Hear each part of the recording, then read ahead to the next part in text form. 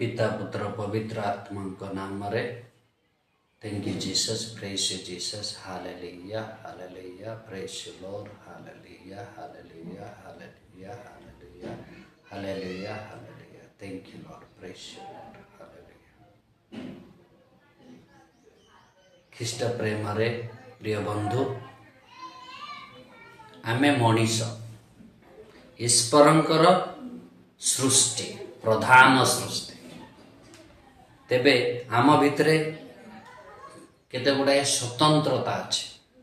ईश्वर आम भितरे मन हृदय आत्मा दे सृष्टि कर मन हृदय आत्मा एवं शरीर ये समस्त भितरे किछि ना किछि सामंजस्य एवं संपर्क अच्छे जो द्वारा आम ईश्वरंकर सानिध्य को अनुभव करेबा ईश्वरंकर सहित रहिबा ईश्वरन को प्रशंसा करेबा ईश्वरंकर सृष्टि को बुझेबा तेबे आत्मा मन हृदय शरीर ये सबू शुद्धिकरण हेबा आवश्यक। ईश्वर होउछन्ति पवित्र तेबे ईश्वर सादृश्य जिते आम सृष्टि होइछु आमे मध्य पवित्र हेबा आवश्यक अछि। अधिकांश समय जिते आम समाज रे बास करूछु हमर व्यक्तिगत इच्छा अभिलाष नहीं जिते आम बंचिबा को प्रयास करिथाउ आम भितरे थिबा समस्त प्रकार पवित्रता को आम नष्ट करिथाउ। आत्मा को इच्छा रे आम बंची पारुना आत्मा को चेष्टा रे आम बंची पारुना तेबे आमे कौन प्रकृतर ईश्वरंकर एक प्रधान सृष्टि मानव जीवन बितावछ कि समस्त प्रश्न बाचे मो पाई आपण मानक तेबे आसंत आमे जानिबा जे एठी आमे वाक्य आमे शुणुछु जे गॉड इज द इमानुएल अर्थात प्रभु ईश्वर होचंती इमानुएल यार अर्थ ईश्वर आम सहित आम मध्य आम अंतर्निहित परिस्थिति रे बास कर तेबे ईश्वर आम सहित बास करती किंतु आमे जानिना यह कौन सत हो पारे। हाँ बंधु सत है कारण ईश्वरंकर आत्मा आम मध्य बास करुछि ईश्वरंकर आत्मा जिते आम मध्य बास करुछि ताहले ईश्वर आम सहित बास करुछ एटा आमे निहाती जानिबा आवश्यक।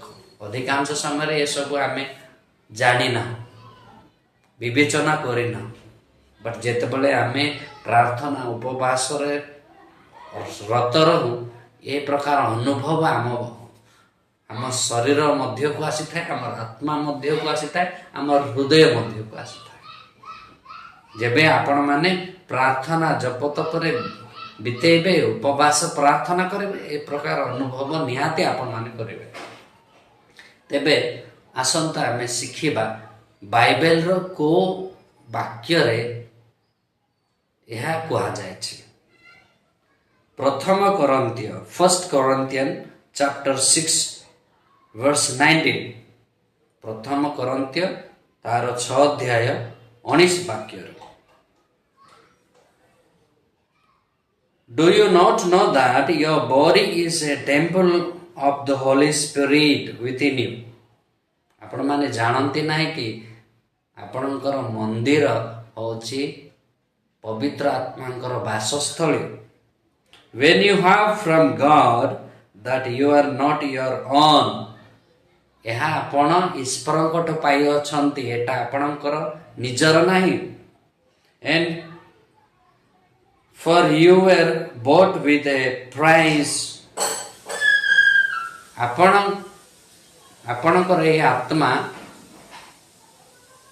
मूल्य दे क्रय करा जायछि ख्रीष्टंकर रक्तर मूल्य दे क्रय करा जायछि Therefore glorify God in your body ତେଣୁକରି ଆପଣ ଆପଣଙ୍କର ଶରୀର ଆପଣ ସମସ୍ତ ଆତ୍ମା ହୃଦୟ ଦେଇ ପ୍ରଭୁଙ୍କର ମହିମା କରନ୍ତୁ। ପ୍ରିୟ ବନ୍ଧୁ, ବାକ୍ୟରେ ଆମେ ଶିଖିଲୁ ଯେ ଏତେ ସୁନ୍ଦର ରହସ୍ୟ ଆମ ଭିତରେ ଅଛି, କିନ୍ତୁ ଆମେ ଜାଣିନା। ଯେତେବେଳେ ଆମେ ଆଧ୍ୟାତ୍ମିକ ଜୀବନ, ଆଧ୍ୟାତ୍ମିକ ପରିବେଶ, ପ୍ରାର୍ଥନାର ପରିବେଶ ଦେଇ ଗତି କରୁ, ଆଧ୍ୟାତ୍ମିକ ଜୀବନର ଉନ୍ନତି ପାଇଁ ପ୍ରୟାସ କରୁ, ତେବେ ଏସବୁ ଅନୁଭବ ହୁଏ।